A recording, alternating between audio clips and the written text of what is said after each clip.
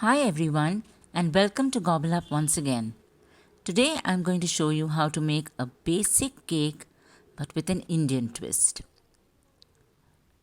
So let's get started.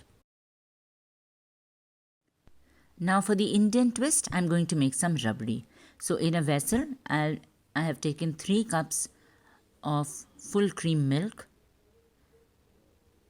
into which I'm going to add half a cup of powdered milk or milk powder and a quarter of a cup of condensed milk. A little bit of saffron or kesar, which will give it a slightly yellow color, and some cardamom powder. Now give it a good mix and keep boiling this till it becomes half in quantity. The minute it becomes half, the milk is going to turn thick. Now while it's boiling, I'm getting the cake tin ready. I have just put some flour and some oil in the dish in which I want to bake the cake. You could use a cake tin. Now the dish is ready. I go back to the rabdi and keep stirring it till it becomes nice and thick. Keep removing all the solidified milk in the corner because that gives the rabdi taste. And here it is. It's turning yellow and it has become half in quantity, and it seems that it is now almost done. There you can see that it's turned thick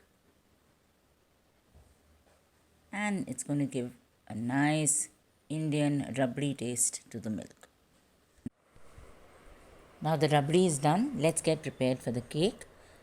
Sift 1 cup of flour along with 1 teaspoon of baking powder, half a teaspoon of baking soda, and I always like adding a little bit of salt. Let's sift them all together.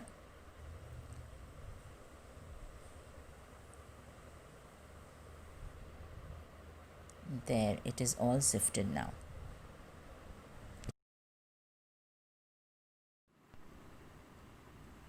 Now in a vessel, take 3 eggs and add a little bit of powdered sugar to it. I've already powdered the sugar. I've just taken half a cup of powdered sugar. Don't take too much of sugar because the rabdi is also going to be sweet.